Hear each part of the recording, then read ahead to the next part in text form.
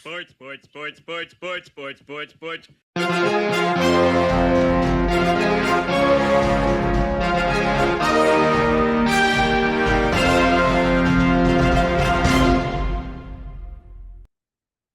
Hey there, sports fans. Welcome to Sportsball, part of the SPDM Crew podcast. We talk about sports-related topics, but we focus on you, the fan, and what you like, whether it's a sport, team, event, sports-related topic, or an athlete. This week, seeing as it's Thanksgiving, I figured I would go over one thing in particular that I am thankful for this NBA season, and that is that inside the NBA, which has been TNT's flagship program when it comes to basketball or post-basketball analysis and everything like that, has been saved thanks to a deal that is brokered by ESPN to bring Inside the NBA over to their network when TNT's rights to broadcast the NBA expire in favor of a deal that would bring the NBA back to NBC and for the first time ever to Amazon. Now, this TV deal was very lucrative for the NBA, which it makes all the sense in the world that a company like Amazon would bid on such, a bid on the product to try to get them to broadcast exclusive or not exclusive, but broadcast some TV or some NBA games. That's all good and well. And good for NBC for getting back in the game. I really did love when basketball was on NBC, so that was always a lot of fun. But I think the biggest thing for this is that I am going to miss basketball being on TNT and even back in the day when it was on TBS. That was always a lot of fun. But boy, you think Warner Brothers Discover just missed a big opportunity to, make a splash, whereas all these other programs and like all these other studios and streaming companies, they're starting to bid on live sports because they know that that is where the end product, or not the end product, when all these other studios and streaming companies are starting to bid for the rights to play sports or to broadcast sports on their networks, Warner Brothers Discover just decides to just let the NBA go for nothing. And because of that, TNT is now losing not only basketball, but it's losing inside the NBA, which though the four of those guys are just perhaps the best basketball analysis out there right now. So I'm super appreciative of the fact that they are continuing to broadcast and they will be on ESPN.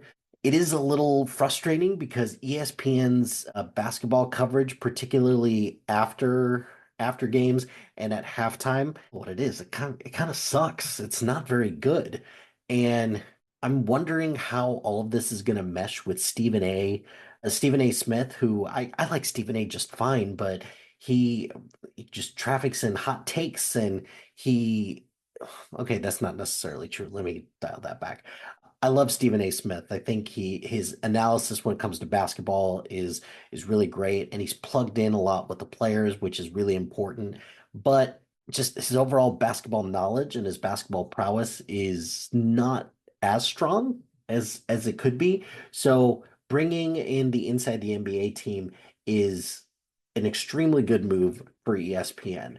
And it makes sense for what ESPN has been doing lately, which is they're bringing in these broadcasts, either like alternative broadcasts or kind of catering to like a certain demographic of individuals to try to increase viewership. So they have for the NFL, they have the Manning cast. They spent a ton of money to get Pat McAfee in the fold, and now he is all over the place when it comes to ESPN.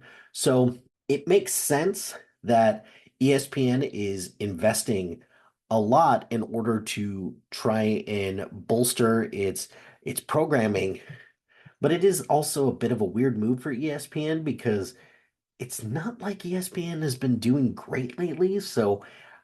But hey, if you can't create the best programming, then the next best thing is to take the existing programming and just bring it over to you. That's what they did with Joe Buck and Troy Aikman, when their deal came up at Fox, they decided to snag them and bring them in for Monday Night Football, and it has made a world of difference because ESPN's Monday Night Football coverage, particularly the color commentator, wasn't that great. And then they brought those two in, and they bring instant credibility, instant knowledge, and also the on-screen chemistry between the two, which they've been developing for a long time, has been great and it's been seamless. So I really do appreciate that. So I'm thankful that Inside the NBA is going to continue to be a thing. I really hope ABC slash Disney slash ESPN is just going to let them do their thing. Just let them do whatever they want. Just back a Brinks truck over to them and just let them just continue to do what they want to do. And this is also assuming that they want to continue to do it as well. Charles Barkley has been very vocal about, the prospect of retiring sometime soon. And who are they going to bring in when it's time for Charles to retire? There is no curmudgeonly old man that is around right now that could fill the void that Charles Barkley and his analysis brings to the game. So I'm very curious to see how that pans out. I don't know how many years Ernie Johnson's got left in him. This isn't to say that he's lost a step or anything like that. It's just how much more time can he give to this before he's eventually going to want to just retire and just sail off into the sunset. I hope that they continue for years to come. I'm really looking forward to giving them a more broad audience, especially on ESPN and ABC when they do the finals. So I'm going to be grateful for that, but I'm just curious how much longer that this core group for Inside the NBA is going to continue to do it. And it also sucks that the reason why the ESPN got them in the first place was this was part of a settlement since Turner just decided to sue the NBA for, them messing up and not being able to, retain the rights to broadcast the NBA anymore. All in all, we all are winners for keeping Inside the NBA as part of our collective NBA zeitgeist.